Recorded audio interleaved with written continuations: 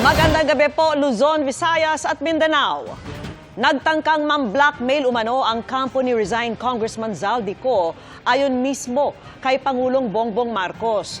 Kondisyon umano ni Ko, hindi siya maglalabas ng anumang video kapalit ng hindi pagkansela ng kanyang pasaporte. Tanong pa ng palasyo, bakit pautay-utay ang paglalabas ng video at nag-iiba ang mga aligasyon ni Ko? Itinanggi naman ng abogado ni Ko ang aligasyong pamba-blackmail. Nakatutok si Ivan Mayrina.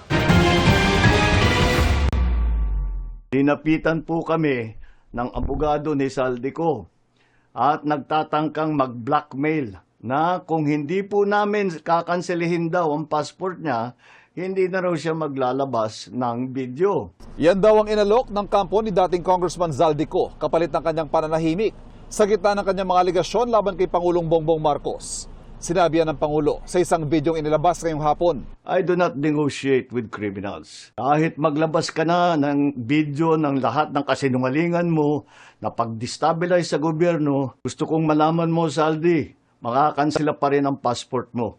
Hindi ka na makakatakas sa hustisya. Matatanda ang kasama si Ko sa mga sinampahan ng kasong malversation of public funds at paglabag sa Anti-Graft and Corrupt Practices Act.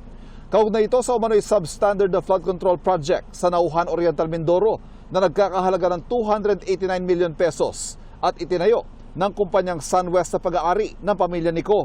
Dahil nagtatago sa labas ng bansa si Ko, nauna nang sinabi ng ombudsman na hihilingin nila ang pagkakansela ng passport ng dating kongresista. Pero mariing pinabulaanan ng abogado ni Ko na si Attorney Rui Rondain ang sinabi ng Pangulo. Wala raw siyang nakausap na kahit sino man sa gobyerno para itigil ang mga video kapalit ng hindi pagkansela ng passport ni Ko at wala raw siyang kontrol sa paglalabas sa mga video. Sa ikalimang video ng inilabas si Ko kahapon, idinawit na rin niya si House Majority Leader at anak ng Pangulo na si Congressman Sandro Marcos na may mga bilyong pisong insertion din umano at tumatanggap din ng kickback. Maring itinanggi ng presidential son ng paratang. Ang tanong naman ng palasyo, bakit daw inuutay-utay ni Ko ang kanyang mga video at bakit may nag-iiba sa bawat bagsak ng aligasyon? Bago tayo magbigay ng anumang tugon dyan, mas maganda po siguro na tapusin na muna, kung siya man po yung nagsasalita, ni Zaldico ang kanyang mga mensahe, ang kanyang mga di umanong mga kwento. Mula video 1, 2, 3 hanggang video 4 and 5, madaling nag-iba ang kanyang hairstyle. Kaya tuwing makikita natin at masasabi natin ang mga inconsistencies, maaaring magbago rin siya ng kwento. Sa patuloy na paghahabol sa mga nakaw na pondo, iniulat ng Pangulo na may 2 panibagong freeze order ang Anti-Money Laundering Council.